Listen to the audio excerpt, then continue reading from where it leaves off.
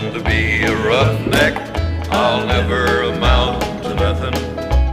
Pulling case and laying pipe is hard labor. Well, I was born in a boomer shack about a half a mile from town. Papa was a driller on a wildcat crew, and my mama never was around. I learned to cuss when I was 2 and fight when I was 3. And by the time I was 5, there was no kid alive could ever get the best of me.